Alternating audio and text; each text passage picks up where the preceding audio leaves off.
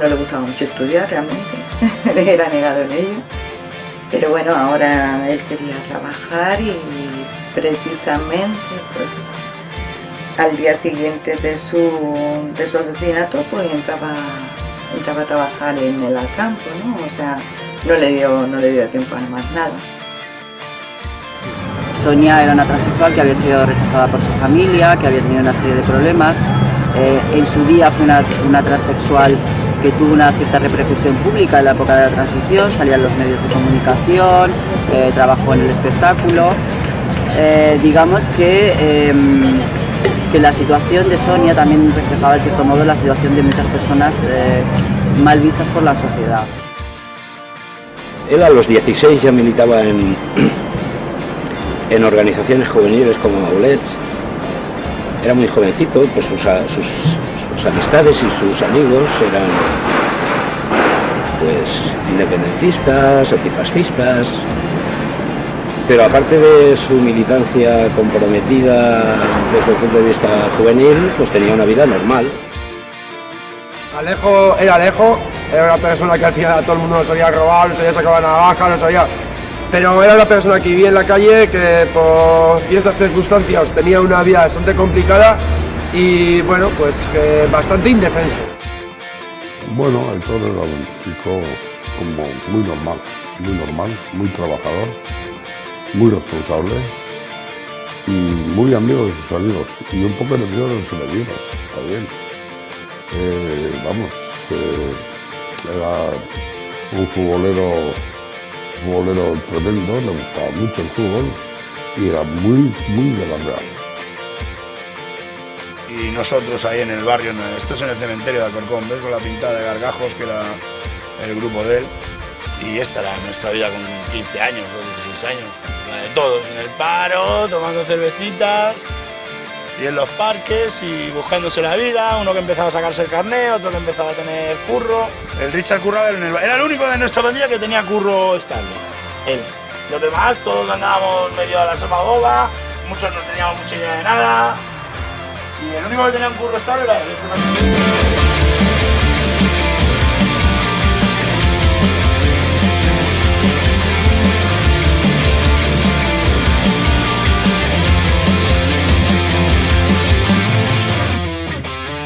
Era una cría.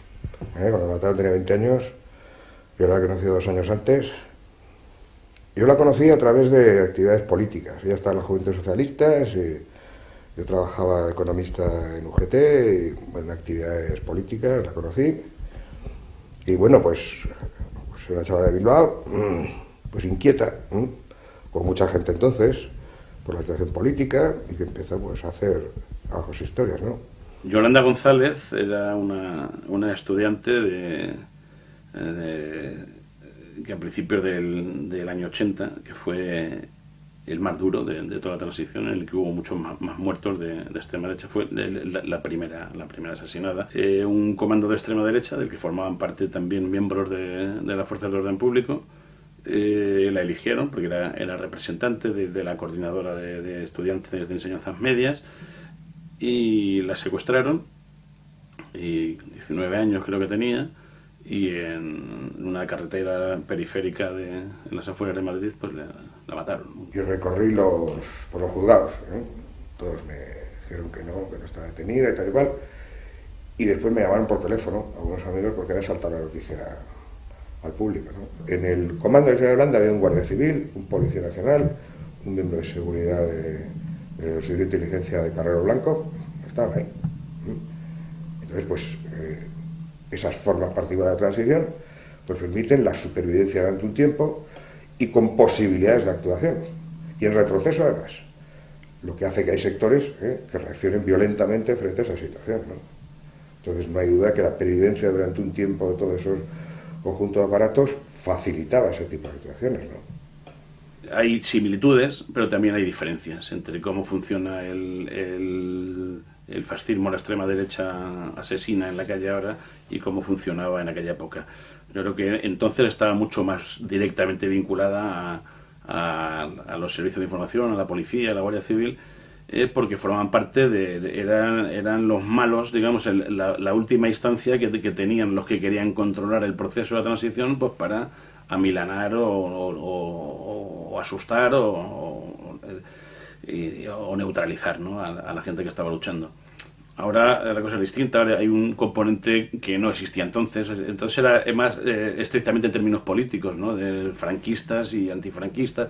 Ahora ya hay unos componentes ahí como son el racismo, el nazismo contra los delincuentes, contra los mendigos y tal. Son componentes nuevos que entonces no se daban. Después de cálculos, por la reiteración de los hechos, pues sostenemos que hay una base anual de cerca de 4.000 agresiones. No existen datos oficiales, aunque venimos reclamándolos desde hace más de 10 años.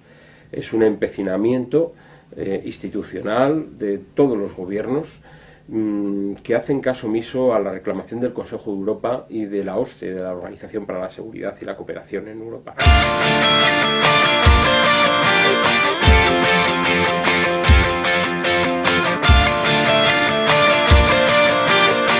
Esto sucedía en la noche del 21 de mayo de 1995, en una zona de Alcorcón, que es unos polígonos que hay muchos bares de copas, de diferentes ambientes, y en concreto había un bar de gente así alternativa, grunge, y al lado había uno de bacalaeros, que ese día celebraban el cumpleaños un grupo de nazis.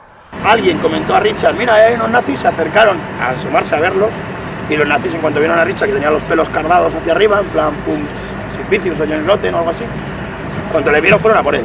Y ya agredieron a los dos chavales que estaban con él, que no son de nuestro grupo de gente normal, pero vamos, que eran conocidos. A los dos y a él lo agredieron, lo apuñalaron, lo patearon y todo. Yo cuando salí vi a un venda con una pipa aquí en la mano, ¿no? Yo lo único que fui esa porricha, la verle en el suelo, digo, joder, qué hijos de puta, ¿no? Yo empecé a gritar ahí, hijos de puta. Y según estaba con él en el suelo, me trincaron por detrás, me tiraron al suelo y allí, bueno, yo me tapé la cabeza y ya se cansaron. Y Guillem destacaba porque tenía cualidades para el estilo de braza. Y empezó ya a competir y ya se recorrió todo el Estado español con competiciones en todo el Estado. Iba a Barcelona, Madrid, Euskadi, e imaginaros, con esa manera de pensar y con esa complexión atlética, no le tenía miedo a nada ni a nadie. Pero claro, cuando se clavan 5 tíos sin capacidad de escapatoria y te rodean, fueron a por él, pues no pudo escapar. Y nosotros entramos al vagón y sin mediar palabra, él cuando nos vio entrar se levantó, se puso la navaja y sin mediar palabra se la clavó en el corazón. Y me enteré pues por vía telefónica, no que ese fuera mi hijo, pero sí que dentro de ese problema que hubo en Legazpi, traslados solamente había habido un par de ellos y un fallecido. O sea, no sabía que era mi hijo, pero por supuesto lo deduces, ¿no? Cuando me llamaron, me llamó Iker, el hijo mayor, y me dijo, Aita, ven rápido para acá, que Aitor le han apuñalado y está muy grave. Llevaba la gorra grande, le tiraron la gorra y le agarraron a la novia también. Entonces él se defendió un poco, cogió otra vez de esto y echaron a correr. Ya iban todos los demás a correr hacia el campo. Según iban corriendo, pues una de ellas llevaba a su hijo de 10 años. Y sí, 10 años. Y entonces a por ellos y tal. Y dice, el nuestro dice que se paró, dejándole a su novia que corrieran para adelante. Hacer el favor de no vergüenza de dejar a ese crío en paz, me cago en Dios. Y en ese momento es cuando le agarraron a nosotros y pega.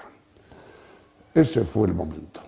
La matinada del 6 d'octubre del 91, del 7, entre el 6 i el 7, jo anava passejant per les Rambles i sempre comprava el diari a aquella hora i em vaig fixar, quan vaig anar a comprar el diari, a La Vanguardia, que sortia a primera plana que havien assassinat a una transexual al Parc de la Ciutadella. Em va impressionar bastant perquè era un tema que ningú sabia res. Tenien clar doncs, que la Sònia, amb la seva amiga Doris i altra gent indigent que no tenien un lloc on dormir, doncs es quedaven allà i un cop que havien tancat el bar de la Ciutadella i estaven sols, doncs és on van fer la macabra d'acabar matant a la Sònia, no? En total i absoluta impunitat. Yo fui al juicio de los skinheads, de los neonazis que asesinaron a la transexual Sonia, y la verdad es que el sumario te ponía los pelos de punta, porque las barbaridades que llegaron a hacer, ten en cuenta que no solo se encargaron de asesinar a Sonia, también agredieron a otra transexual y dejaron ciego al indigente. Es decir, que esa noche esos chicos, algunos de ellos menores de edad incluso, iban a la caza y desde luego cazaron a base de bien. Una noche de viernes, pues cuando una cuadrilla del barrio de al lado de Las Arenas se estaba dedicando a estar de fiesta por el pueblo, pues en una de estos le encontraron a él durmiendo en su cama habitual, en su sitio habitual donde pasaba las noches, y bueno, pues decidieron, no se entiende muy bien por qué, empezar a agredirle. La agresión empezó con unas patadas, unos puñetazos, escupitajos y así, pero bueno, acabó con una barra de hierro golpeando en la cabeza y acabando con su vida. Llegaron y enseguida uno de ellos se me acercó, ¿no? Y en plan muy chulo, ¿no? Chillando, me dijo: hombre, seguro que tú eres de los que apoyas a ETA. Se me puso por detrás, me dio una patada por las piernas, ¿no? Y el otro, el alto, se llevaba como una braga, ¿no? Y se la subió y se puso la mano así, empezaron a darme golpes, me empezó a soltar los puños, me siguieron pegando, y lo que me acuerdo ya de eso, después de todo eso, es que me desperté en el hospital. La policía municipal, a la hora y media o así, de cuando me han detenido, o sea, de cuando me han pegado, ¿no? Les han detenido a ellos, y me entero al día siguiente que son militares. Y a mí ya cuando me entero que son militares ya se me pone la sangre de una mala hostia que no me aguanto, ¿no? Yo iba por la calle, por mi calle además, al lado de mi instituto, estaba bajando por la calle, había quedado con una amiga y me agarraron 3 chicos por detrás, sin decirme nada, sin mediar palabra. Me cogieron por detrás y me dijeron: tú te vienes con nosotros, bonita. Entonces, a la tercera patada, lógicamente, no podía respirar, me caí al suelo, me levantaron el abrigo y no se sabe exactamente con qué lo hicieron, pero se supone que es con una navaja, quemando una navaja. Yo al principio no tenía ni idea de lo que me habían hecho en el momento, no sabía que me estaban haciendo algo, que me estaban marcando, que me estaban quemando, pero ni me imaginaba que fuese una esvástica.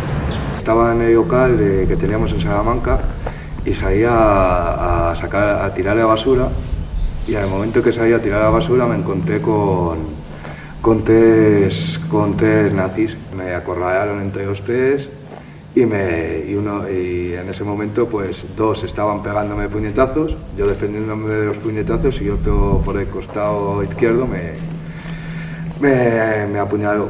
Uno era militar, era soldado profesional, otro era hijo de policía nacional y opositando por la policía municipal, y el otro pues era un chico de un barrio obrero que ahora en estos momentos es delegado provincial del partido ultraderechista Democracia Nacional. Me agredieron en febrero de 2007, ya cumplió 4 años en Alcalá de Henares. Un individuo que me agredió pidiéndome el tabaco, yo no tenía, y empezó a insultarme, los insultos racistas, y al querer irme, me pegó a la nuca y me caí.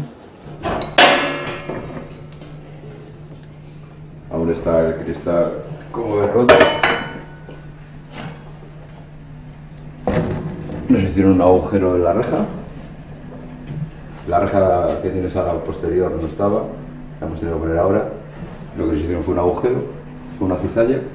Nos metieron un líquido inflamable, nos volvieron a cerrar la puerta para que la combustión fuese más lenta y nos quemaron pues, todo lo que veis. El local completo. Techos, paredes, todo, absolutamente todo. Este local venía funcionando hace 30 años o más, como local del Partido Comunista. De hecho, los carteles están como aún se mantienen. Y aquí ha tenido muchísimas agresiones.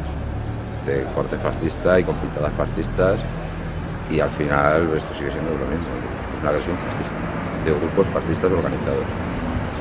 Pues desde marzo de 2006 empezamos a tener agresiones, tiradas de cohetes hacia las personas que estaban en la puerta, tanto los refugiados como los migrantes, como nosotros, cualquier persona que andaba por la puerta se tiraban cohetes, se sellaban las cerraduras con silicona de manera reiterada. Luego ya doy un salto, ¿no? En febrero de 2007 creo que hay un salto cualitativo, ¿no? en este tipo de agresiones. Se empieza a poner como una especie de artefactos, unos explosivos, unos artilugios caseros, conformados con cohetes, pero que llegan a producir en varias ocasiones la explosión, ¿no? La defracción de los cristales tanto de las puertas como de las ventanas de la entrada que habéis visto. L'atemptat contra la seu d'Esquerra Republicana el que va suposar la culminació de tot un seguit d'atemptats contra la seu del Bloc, contra militars d'Esquerra, contra el nacionalisme, que al final donaven com a conclusió un salt qualitatiu que nosaltres pensàvem que s'havia produït, en tant en quant jo portava ja metralla i un temporitzador i que per tant en qualsevol moment podien fer mal de veritat. Febrero o marzo, creo que fue el día 1 de marzo cuando colocaron la bomba incendiaria aquí en el Teatro Alfil. Habían rociado unos carteles que teníamos ahí listos para recoger, la bomba justo encima. Entonces en ese momento pues el jefe de sala que estaba haciendo la ronda se percató del olor y cuando se acercó vio que estaba una mecha encendida y el impulso lo llevó a sacar la mecha del artefacto y coger el artefacto, irse hacia la taquilla y llamar a la policía. Este tipo de asesinatos, no hace falta llegar a asesinatos, a agresiones tienen un nexo común, que es castigar al desfavorecido, que es castigar al que no se puede defender, que es castigar a gente que es inocente y que simplemente vive su vida de otra manera.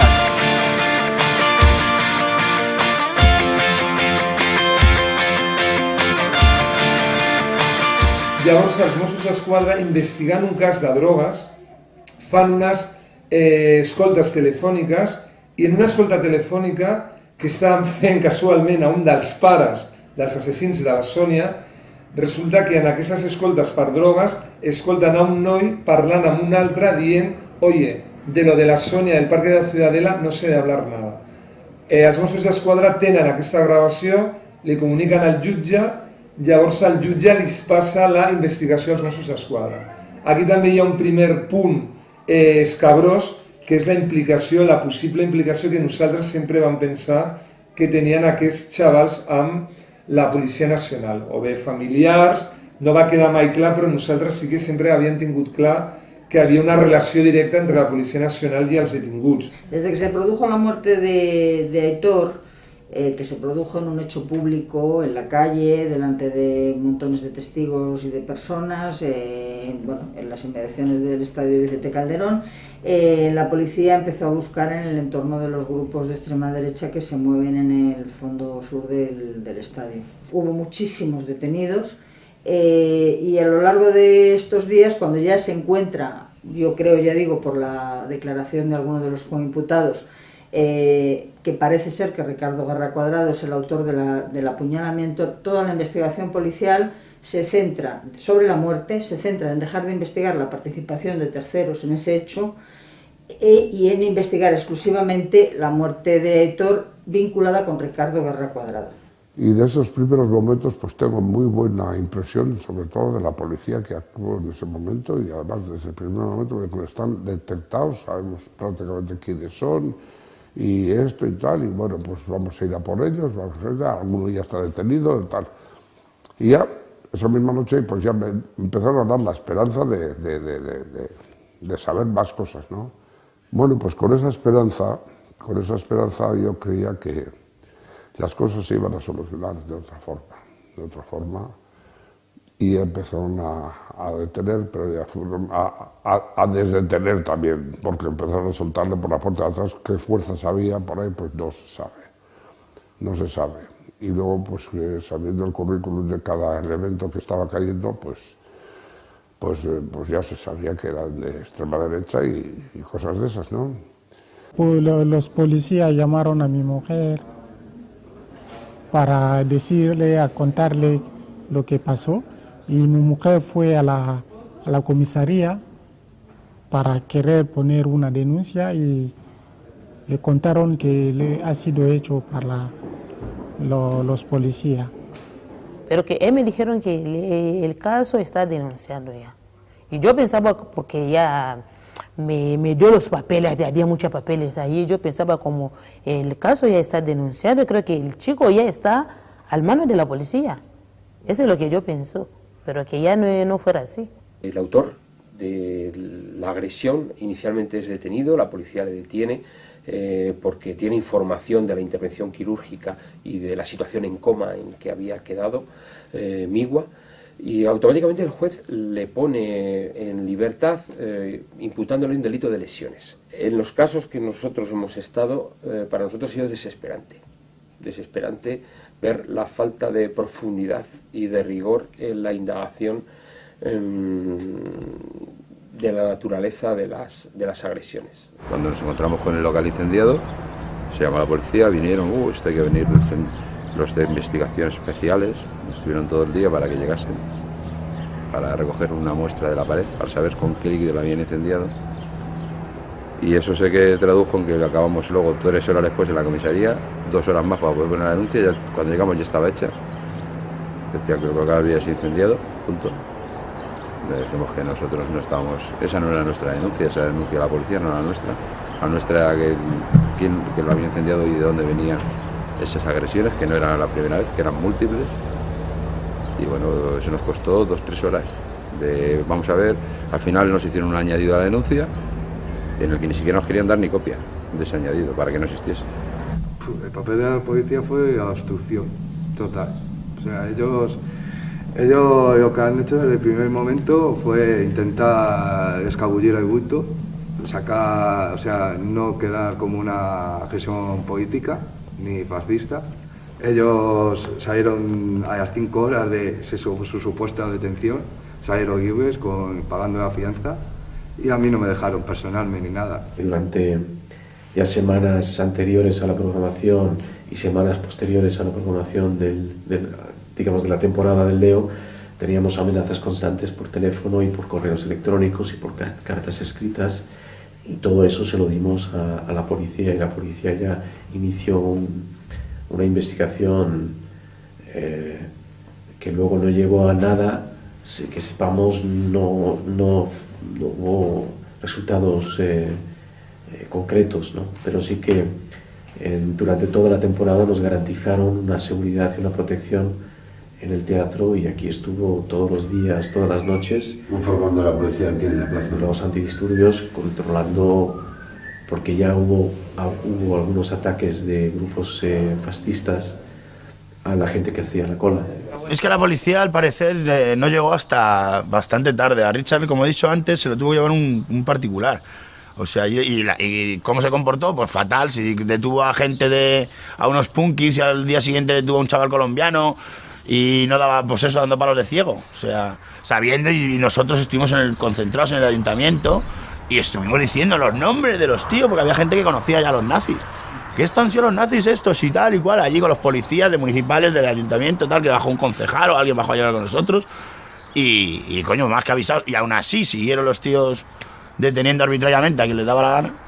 Y la policía en un principio, pues en un principio me hacía preguntas más o menos tranquilas, para que me entiendas, más o menos lógicas, pero luego pues ya empezaron a preguntarme cosas como que por qué me habían hecho la esvástica, que cuál era mi razón, cuál era mi motivo. Uno de los policías me dijo que no sería el primer caso que una chica se hace una esvástica para llamar la atención. Me dijeron que si había más víctimas me podrían señalar con el dedo diciéndome que es porque yo no había querido colaborar, vamos, que como cargándome con la culpa, en cierto modo. De una manera así como indirecta, pero dejándolo caer, ¿sabes? Que si tú estás en mi lugar, pues lo entiendes perfectamente. Tú vas como víctima a un sitio y casi te hacen sentir culpable, casi te hacen sentir como que tú tienes la culpa de lo que te ha pasado. Evidentment, per a l'Estat siga governat per el PSOE o siga governat per el PP, l'Estat té vida pròpia, funciona en els seus esquemes i funciona en la seva inèrcia, en molts casos digues jutges o digues policies sense haver fet la transició cap a la democràcia o sense haver fet les depuracions pertinents ni en els jutges ni en els cossos policials.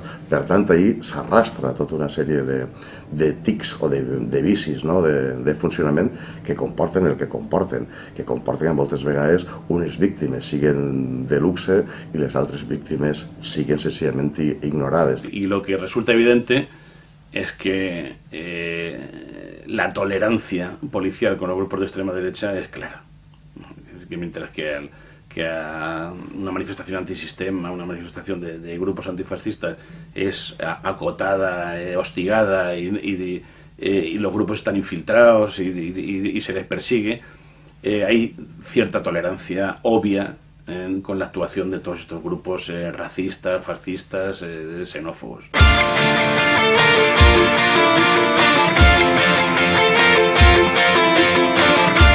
Siempre la policía ha entorpecido la investigación y cuando inevitablemente se ha capturado o se ha detenido a uno de los asesinos, siempre ha habido también jueces dispuestos a dejarlos en libertad. Las dos personas estas que supuestamente fueron los causantes de los hechos y del golpe en la cabeza, en 2 meses estaban en la calle, al de año y pico, 2 años como mucho, fue el juicio, y excepto alguna indemnización, alguna multa, algún trabajo social y algo así, ninguno de ellos entró a la cárcel porque todos eran penas menores a 2 años, ¿no? Al final mataron a una persona apaleada y todos en la calle tan tranquilamente y encima de eso, sin salirles demasiado caro, ¿no? Y eso es al final con lo que nos quedamos. Las 3 chicas conseguimos identificar a un chico. Es un chico menor de edad que tenía 17 años y al poco tiempo pues él cumplía 18, con lo cual le condenaron por un juzgado de menores. Un juzgado de menores le condenaron a, no sé si 1 año de trabajo social, creo, vamos, trabajo social, que es lo mismo que si yo voy con un spray y hago una pintada, pues me condenarían a lo mismo. Fueron al juicio presentándose como víctimas, como que se les agredía a ellos, como que estaban intimidados por la gente que había afuera, como que se intimidó a la policía también, porque les dijo que iban a pasar una noche a cárcel, ni siquiera pasaron. El juicio fue largo, pesado y quedó como quedó. Quedó como quedó, pues absolviendo a 4 de la trama y acusando al único que ejecutó el asesinato de Guillermo.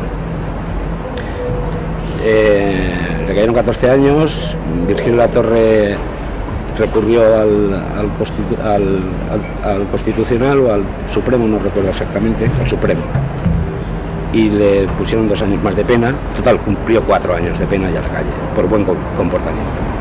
Salieron todos asueltos menos el Chema, que no llegó ni a entrar porque le condenaron a 1 y pico, y claro, el mallorquín que le condenaron a 15 y cumplió 5, me parece. O sea, fue la justicia cortita, pero muy cortita. Nada, no hubo justicia para mí. Yo lo que te Cada digo, uno tiene su opinión, pero para mí no fue justicia. No se ha hecho justicia, ¿qué va? No se ha hecho justicia ni siquiera con guerra. Mira lo que te digo, ni siquiera con guerra. Sí, le echaron 17 años y eso, y lo que el jurado popular pidió, además, es que de cumplimiento íntegro de condenas, sin necesidad y tal. Bueno, eso no ha existido. Tratamos de que se acusara a Bastión de asociación ilícita. La Fiscalía se opuso en todo momento a este asunto y en el acto del juicio el fiscal argumentaba la dificultad de investigar y acusar a estos grupos de extrema derecha. Claro, si no los has investigado, pues efectivamente la dificultad existe. El problema yo creo que es un problema previo.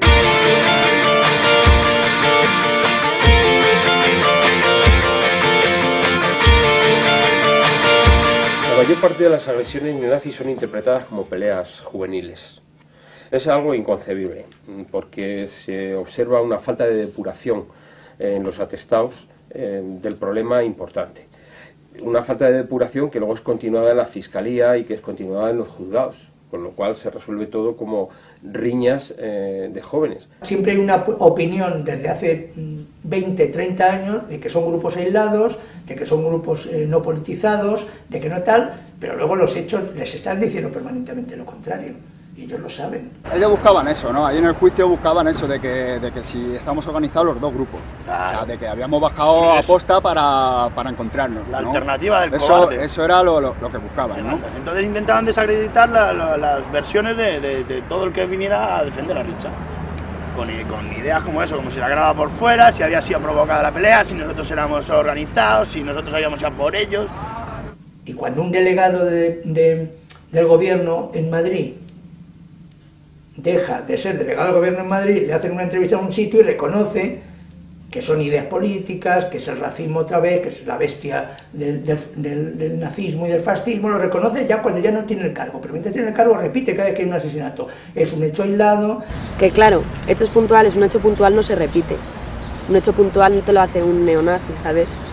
Un hecho puntual no te pegan varias veces, y un hecho puntual no es que se lo hagan a 3 chicas, que ha habido más casos, que día sí día también agreden a personas simplemente por pensar diferente a ellos. Ni se reconoce a las víctimas del fascismo y de la violencia policial en la transición, ni a las nuevas, porque el caso de Carlos Palomino, igual, pues ha quedado como un caso de enfrentamiento entre bandas, ¿no? Como si hubiese sido pues 2 macarras que se pelean, cuando resulta que es un fascista, que además es un militar el que le apuñala en el metro, ¿no? En vez de enfocar el problema como un problema de existencia de fascismo, lo trata como un tema de bandas urbanas. Se iguala a gente que no hace el mal, que lucha por la justicia social y por la igualdad, con personas que agreden a homosexuales, inmigrantes, guarros que llaman ellos, que son las personas de izquierdas, o a indigentes que hay por la calle. La argumentación de nuestro equipo de abogados era poder demostrar que había una trama organizada que actuaba impunemente en el País Valenciano. Sabíamos que Cuevas era un nazi y se demuestra que lo pillan en la Operación Panzer con una organización ya paramilitar, la Guardia Civil lo pilla. Y todo eso viene a demostrar que aquel juicio fue una trama, una mentira, porque hoy se demuestra que sí que había una trama organizada nazi. Los 3 casos más importantes, Hammerskin, Sangre y Honor y la Operación Panzer. Uno de los delitos esenciales es que estos grupos estaban organizados, tenían una jerarquía, tenían una ideología, actuaban con unos fines estratégicos. Eso es lo que demuestra la Guardia Civil en la investigación. Esperamos que las fiscalías asuman esa responsabilidad y acusen por el delito de asociación ilícita. Se sabe que el día de los hechos, gente que había dentro del estadio, el estadio estaba cerrado en el momento de suceder los hechos, se abrió poquito después, pero en ese momento estaba cerrado, jaleaba a los agresores, por ejemplo. Esto me parece mal que no se haya investigado por parte de la policía, pero me parece peor que no se haya investigado por parte del Atlético de Madrid. Quiero decir, que tú saber que tienes un grupo dentro de tu personal que está jaleando una agresión de gente de extrema derecha y no hacer nada, por lo menos para investigarlo y ver quién ha sido esta persona y por qué les jaleaba y por qué no, pues me parece grave, sinceramente. Los clubs pues tampoco han admitido, jamás han admitido que ellos sean los mayores responsables de que esta gente esté escrutándose en un campo de fútbol y en una organización para hacer las tropelías que están haciendo, porque ellos futbolistas no son futboleros, ni son futbolistas, ni aman el fútbol, ni aman el deporte.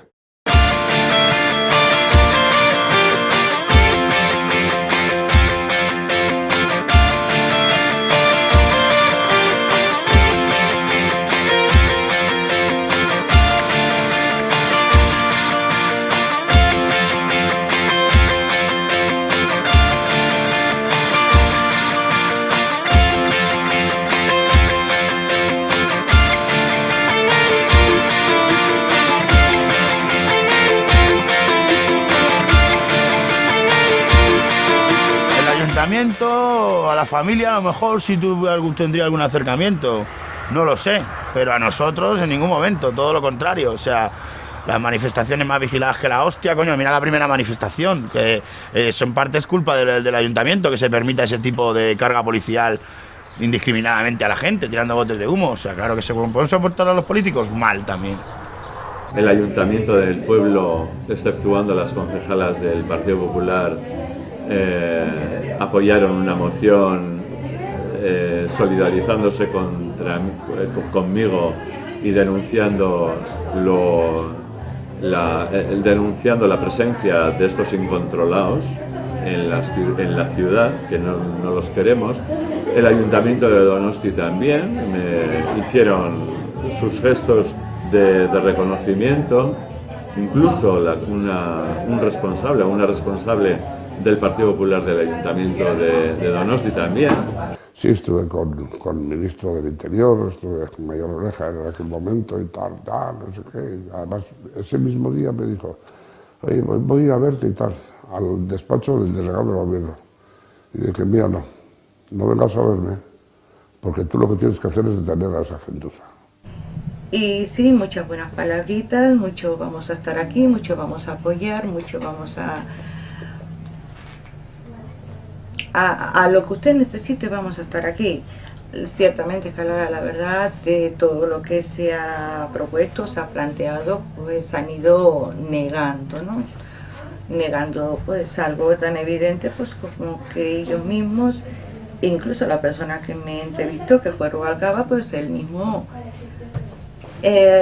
reconocía como que Carlos era uno de los suyos, ¿no? Entonces quedaba el pésame porque sentía, aparte de todo, por el crío que era, un niño, la forma como había sido y demás, pues porque, a ver, seamos sinceros, fueron sus palabras, Carlos era uno de los nuestros.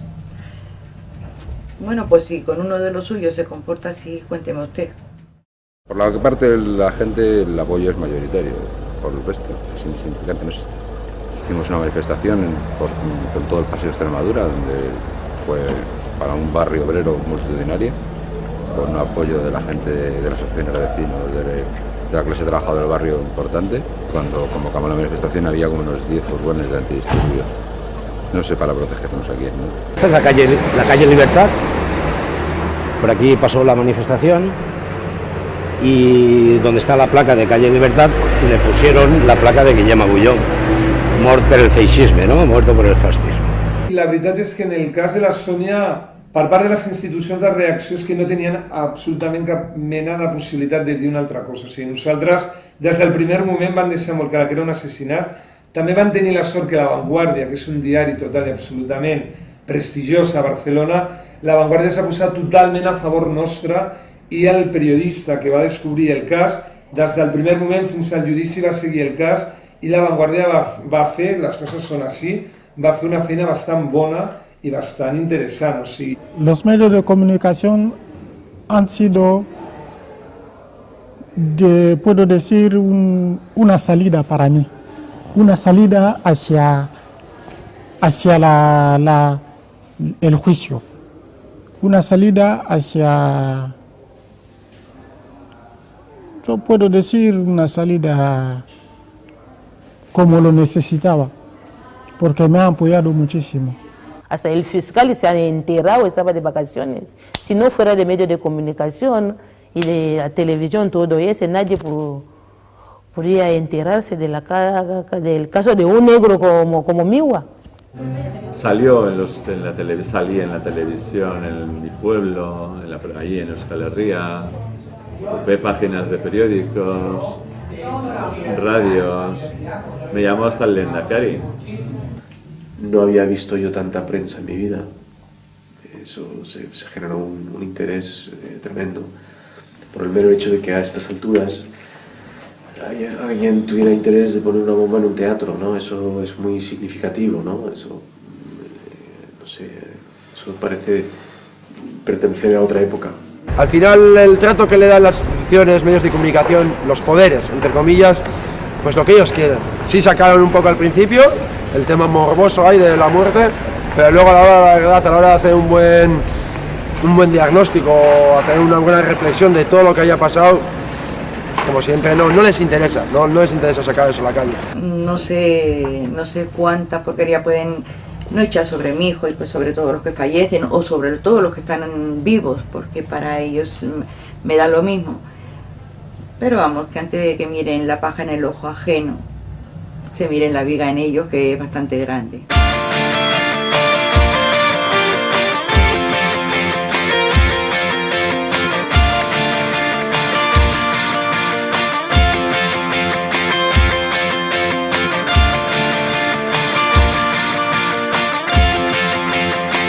Que el hijo pierda al padre, en las mismas circunstancias, es más sencillo y más fácil.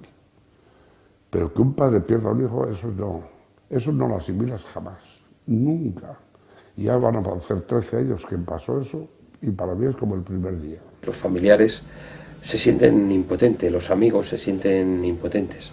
Y es por la falta de reconocimiento y del tratamiento como víctimas de delito común que se le dan a las víctimas del odio. Hasta que no se separe a las víctimas del odio del delito común, esa situación, ese reconocimiento no se va a producir, de hecho. La impunidad significa, aparte de que no hay procesos contra los criminales, obviamente la violación de varios principios que defiende la ONU en cualquier situación que haya violación de derechos humanos. Ellos exigen siempre que exista el derecho a la verdad, el derecho a la reparación y el derecho a la justicia. Cuando hablamos de justicia, habría que hablar de justicia, de reconocimiento público, político, legal, de reconocimiento de las víctimas. Yo creo que hay ciertos elementos generales que tienen que ver con el reconocimiento de determinados procesos, de personas, que me está da igual, que eso se ha tapado, claro. En este momento pues existe una sensibilidad muy generalizada socialmente con las víctimas del terrorismo, pero solo las de un lado. Y las otras ni se ven, ni se habla de ellas, ni se considera, ¿no? ¿Qué pasa cuando matan a un chaval? Pues mira el pobre chavalito este que mataron hace poco en Madrid. ¿Dónde están ahora los políticos y dónde están los programas de televisión y dónde está la ayuda? Si ese chaval ya no se acuerda a nadie, nos acordamos nosotros. Hay una democracia, se supone, y ellos, en su defensa de la democracia, no pueden aceptar que haya víctimas por ideologías políticas. Rompería su estética democrática. Y claro, pues eso es lo que nos hace ser, pues lo que somos, sombras. Fantasmas de historia, fantasmas de la política, fantasmas de la vida. Que es lo que como nos trata, como fantasmas, no existimos. La víctima muere cuando le quitan la vida y vuelve a morir cuando se le olvida, se le borra del mapa, cuando no existe oficialmente, ¿no? Es un doble asesinato, ¿no? Para mí es lo más grave de todo. Yo mismo ahora no me meto como una persona agredida. Me pongo directamente en la sociedad como si fuera normal. Pero los casos nuevos me dan un recuerdo. Y todos los días piensas y sueñas con tu hijo. Piensas y sueñas con tu hijo. Aquello que te han robado injustamente. Y además de injusto, doblemente injusto, porque no te reconocen la muerte de tu hijo como una muerte por la intolerancia. Ahí está la batalla olvidada. Y no es solo Yemen, hay muchísimos más, pero muchos que no están reconocidos.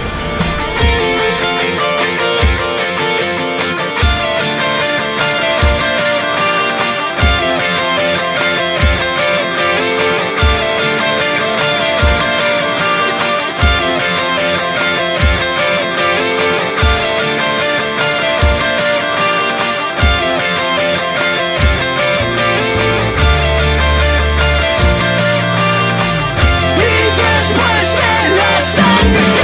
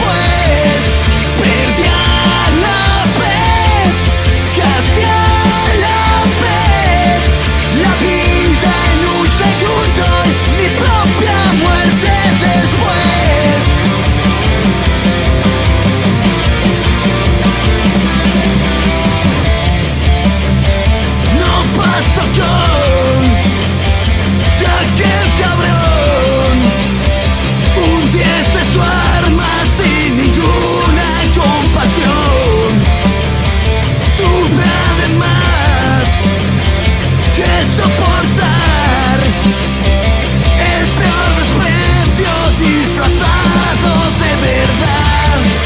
Perdí a la vez, casi a la vez, la vida en un segundo y mi propia muerte después.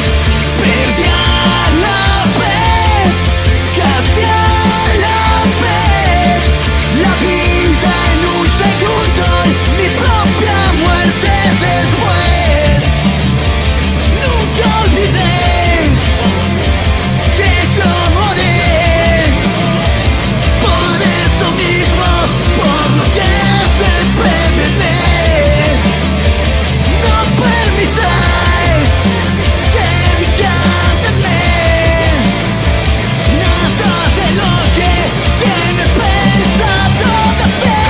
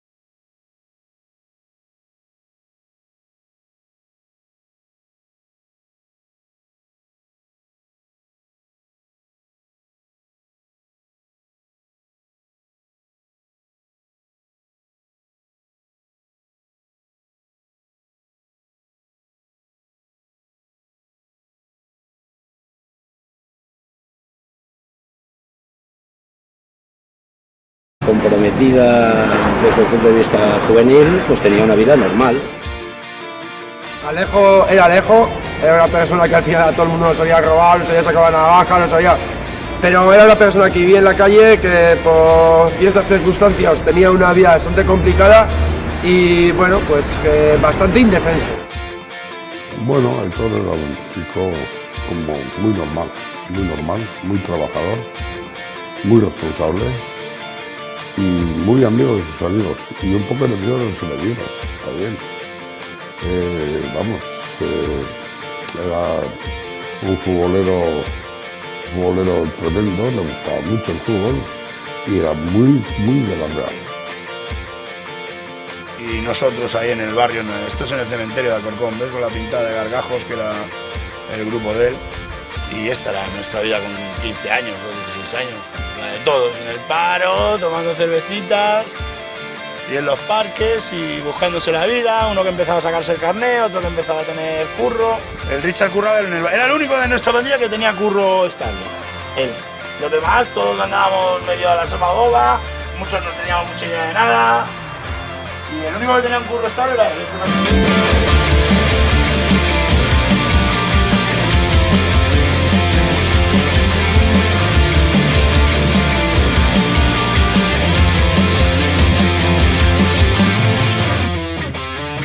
Era una cría. Cuando mataron tenía 20 años, yo la he conocido 2 años antes. Yo la conocí a través de actividades políticas. Ella estaba en las Juventudes Socialistas, y yo trabajaba economista en UGT, y en actividades políticas la conocí. Y bueno, pues pues una chavala de Bilbao, pues inquieta, con mucha gente entonces, por la situación política, y que empezó pues a hacer bajos historias, ¿no? Yolanda González era una estudiante que a principios del año 80, que fue el más duro de toda la transición, en el que hubo muchos más muertos de extrema derecha, fue la primera asesinada.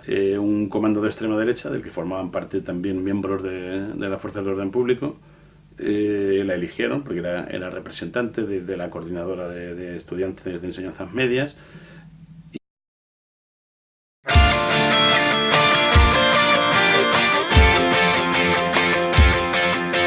No le gustaba mucho estudiar realmente, era negado en ello, pero bueno, ahora él quería trabajar y precisamente pues al día siguiente de su asesinato pues entraba a trabajar en el campo, ¿no? O sea, no le dio tiempo a más nada. Sonia era una transexual que había sido rechazada por su familia, que había tenido una serie de problemas.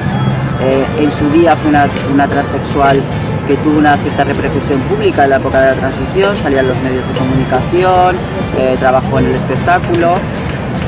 Digamos que la situación de Sonia también reflejaba de cierto modo la situación de muchas personas mal vistas por la sociedad.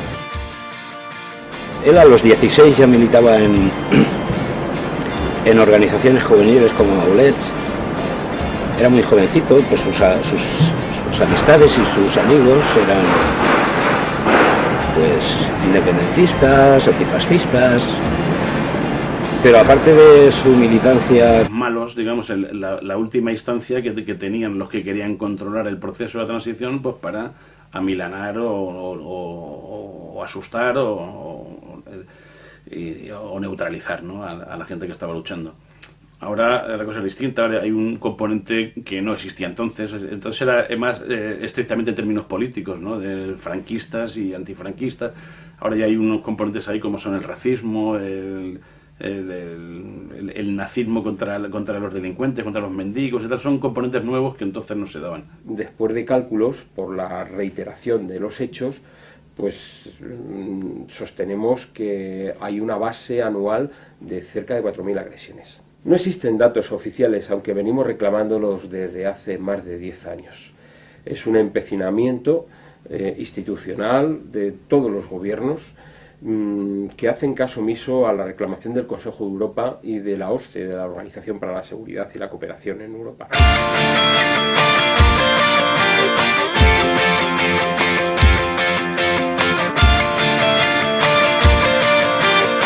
Esto sucedía en la noche del 21 de mayo de 1995. Y la secuestraron, y 19 años creo que tenía, y en una carretera periférica en las afueras de Madrid pues la mataron. Yo recorrí por los juzgados, todos me dijeron que no estaba detenida y tal y cual, y después me llamaron por teléfono algunos amigos porque había saltado la noticia al público, ¿no? En el comando de Yolanda había un guardia civil, un policía nacional, un miembro de seguridad del Servicio de Inteligencia de Carrero Blanco, estaban ahí.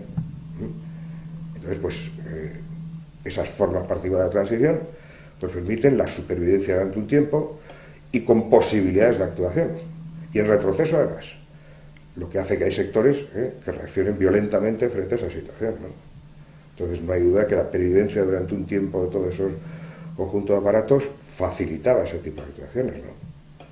Hay similitudes, pero también hay diferencias entre cómo funciona el fascismo, la extrema derecha asesina en la calle ahora, y cómo funcionaba en aquella época.